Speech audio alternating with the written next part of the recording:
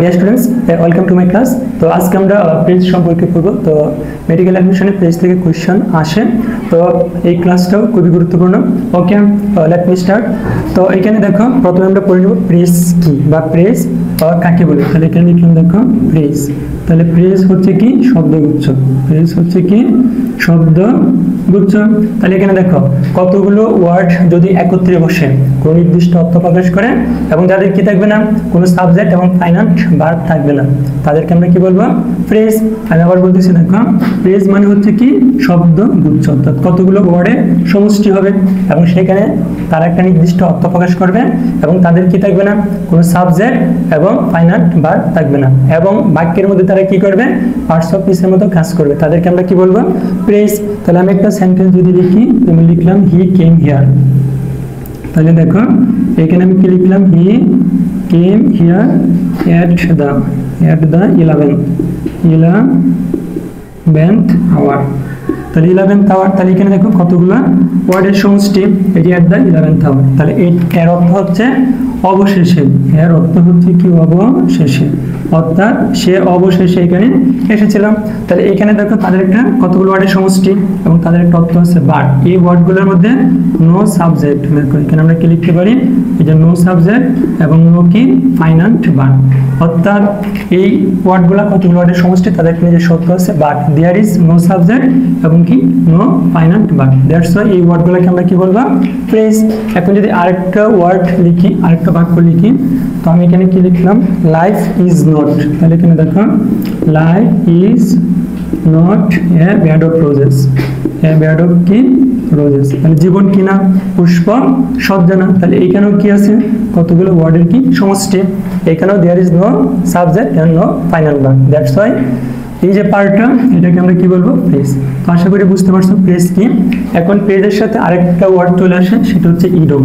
তাহলে এখন আমরা একটু পড়বো ইডিয়ম সম্পর্কে। তাহলে ইডিয়ম, তাহলে এখন আমরা পড়বো ইডিয়ম। তাহলে ইডিয়ম কাকে বলে? এটাও কি হবে? শব্দগুচ্ছ। এইখানেও কি হবে? কতগুলো ওয়ার্ডের সমষ্টি। ইডিয়ম হবে কি কতগুলো ওয়ার্ডের সমষ্টি, একটা শব্দগুচ্ছ, বাট সে নিজস্ব কোনো অর্থ না বুঝে। তাহলে এই শব্দ সমষ্টিটা কি করবে? নিজস্ব কোনো অর্থ বুঝাবে না, নিজস্ব অর্থ না বুঝিয়ে, নিজস্ব অর্থ না বুঝিয়ে অন্য ভিন্নত্ব প্রকাশ করবে, অন্য অর্থ প্রকাশ করে তাকে আমরা কি বলবো? ইডিয়ম। তাহলে ইডিয়ম হচ্ছে এখানে কি কতগুলো ওয়ার্ডের সমষ্টি, শব্দগুচ্ছ, সেই শব্দগুচ্ছ কি করবে? নিজস্ব বা নিজের অর্থ না বুঝিয়ে কি করবে? অন্য কোনো অর্থ প্রকাশ করবে, তাদেরকে আমরা কি বলবো? ইডিয়ম। তাদেরকে মানে তার একটা বিশেষ নিজের অর্থ না বুঝে একটা বিশেষ অর্থ প্রকাশ করবে, তাদেরকে আমরা কি বলবো? ইডিয়ম। তাহলে একটা এক্সাম্পল যদি আমরা লিখি, তাহলে আমরা কি লিখতে পারি? আমরা লিখলাম যে he is a black sheep in our country, তাহলে এখানে দেখো এই ওয়ার্ডটা আন্ডারলাইন করো। তাহলে এটার যে ব্ল্যাক শিপ, ব্ল্যাক মানে কালো, শিপ মানে হরিণ, তো এরকম কোনো কিছু না। তাহলে এখানে আমরা কি হবে? এর অর্থ হচ্ছে কুলাঙ্গার, এর অর্থ কি হবে? কুলাঙ্গার। তাহলে এর অর্থ কি হবে? কুলাঙ্গার। তাহলে কুলাঙ্গার মানে কি খারাপ কিছু। তাহলে এইটা দেখো নিজের অর্থ না বুঝে কি করলো? কোনো একটা বিশেষ অর্থ প্রকাশ করলো। তাহলে এই যে ওয়ার্ডের সমষ্টিগুলো, শব্দগুচ্ছটা, এটাকে বলো কি আমরা? ইডিয়ম। তো আগে পড়লাম আমরা প্রেস, এখন পড়লাম ইডিয়ম। এখন দেখো, এখন আমরা পড়ি how many types of phrases, অর্থাৎ ফ্রেজ কত প্রকার। তো আমরা জেনারেলি জানি দেয়ার আর 7 টাইপস অফ ফ্রেজ, যেগুলো কি নাউন ফ্রেজ। আর এখানে একটা কথা আছে যে ফ্রেজ বাক্যের মধ্যে যে পার্টস অফ স্পিচের মতো কাজ করে, সেই ফ্রেজগুলোর নাম সেই পার্টস অফ স্পিচ নাম অনুযায়ী হয়। তাহলে এখানে দেখো, এখানে আমরা লিখলাম নাউন ফ্রেজ। তাহলে এটা কি করবে? বাক্যের মধ্যে নাউনের মতো কাজ করবে। তাহলে দেয়ার আর 7 টাইপস ফ্রেজ। তাহলে ফার্স্ট ওয়ান দেখো noun phrase, adjective phrase, verbal phrase, adverbial phrase, prepositional, conjunctional and interjection. তাহলে এই 7 প্রকার ফ্রেজ ছাড়াও আমরা আরো 2 প্রকার ফ্রেজ পড়বো। একটা কি হবে? ইনফিনিটিভ ফ্রেজ, আর একটা হবে কি? Participle phrase. তাহলে দেখো একটা হবে ইনফিনিটিভ, আর একটা কি হবে? Participle phrase. তাহলে এই মোটামুটি ফ্রেজগুলো পড়বো, আর স্পেশালি পড়তে হবে নাউন, অ্যাডজেক্টিভ, ভার্বাল আর অ্যাডভার্বিয়াল ফ্রেজ। আর বাকিগুলো মোটামুটি সহজ।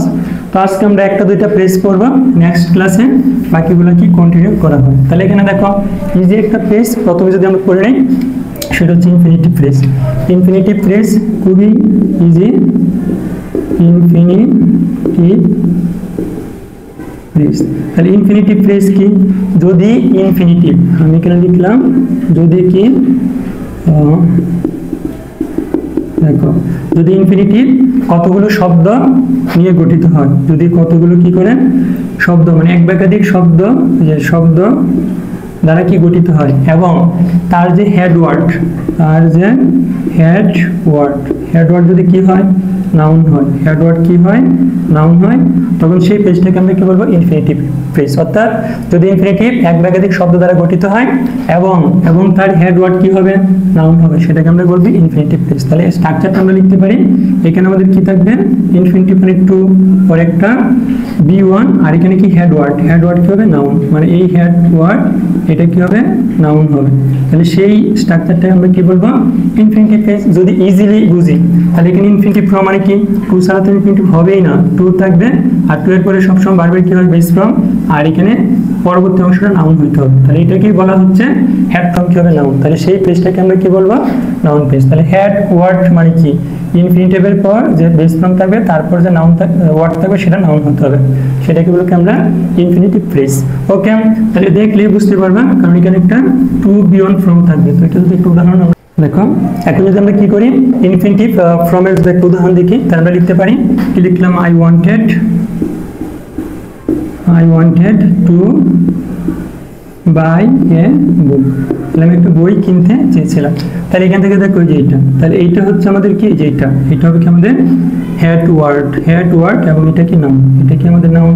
এখানে টু আছে, বারবার বিয়ন আছে, তাহলে এটা হবে কি আমাদের ইনফিনিটিভ ফর্ম। তাহলে টু ফর্ম দেখে আমরা বুঝে নেব এটা কি হবে আমাদের ইনফিনিটিভ ফর্ম। তো ইজিলি এটা বোঝা যায়। এখন দেখো আরেকটা সহজ ফ্রেজ আমরা পড়ে নেই, সেটা হচ্ছে ইন্টারজেকশন ফ্রেজ। তো ইন্টারজেকশন ফ্রেজ খুবই কম আসে না বললেই চলে, তো নামই আছে, তা আমরা একটু পড়ে নিই। তাহলে ইন্টারজেকশন ফ্রেজ, তাহলে ইন্টারজেকশন ফ্রেজ মানে কি, কোনো বিস্ময় বুঝাবে, হ্যাঁ, আর এখানে কি থাকবে, একটা নোট অফ এক্সক্লেমেশন মানে আশ্চর্যবোধক চিহ্ন থাকবে। তো এটা দেখে আমরা বুঝে নিব এটা আমাদের কি হবে, ইন্টারজেকশন ফ্রেজ। খুবই ইজিলি এখানে note of exclamation, that means কি, এটা যে আশ্চর্যবোধক চিহ্নগুলো থাকবে, সাইনগুলো থাকবে, সেটা দেখে আমরা বুঝে নেব এটা ইন্টারজেকশন ফ্রেজ। তাহলে এখানে দেখো আমরা কি লিখতে পারি, হোয়াট এ পিটি, তাহলে এখানে দেখো what a pity, he has died, তাহলে আচ্ছা শি ডাইড, আমরা এটাই লিখে দিলাম। তাহলে এখানে কি লিখলাম, what a pity he died. তাহলে এখানে দেখো এই যে একটা ওয়ার্ড লিখলাম না, এই যে একটা বাক্য লিখলাম, এখানে কি আছে, এক্সক্লেমেশন সাইন আছে, তাহলে এটা দেখে আমরা বুঝে নেব এটা আমাদের কি হবে, ইন্টারজেকশন ফ্রেজ। তো এটা নিয়ে কোনো টেনশন করতে হবে না, কারণ এটা খুবই কম, মানে আসার পসিবিলিটি খুবই কম, আর যদি আসে জাস্ট এক্সক্লেমেশন সাইন দেখলে বুঝতে পারবে, আশ্চর্য, দুঃখ, আনন্দ, ঘৃণা, লজ্জা, বিস্ময়, এইগুলো কি করে সে প্রকাশ করবে। তাহলে আজকে আমরা কি করলাম, জাস্ট দুইটা পেজ পড়লাম, ইন্টারজেকশন পেজ আর ইনফিনিটিভ পেজ। তো বাকিগুলো আমরা নেক্সট ক্লাসে পড়বো, আমাদের মেইন পড়তে হবে বাকি পেজগুলো, এগুলো একটু ইলাবোরেটলি বা ডিটেলস আমরা নেক্সট ক্লাসে পড়বো। ওকে, আজ এই পর্যন্তই। ওকে, থ্যাংকস ফর ওয়াচিং।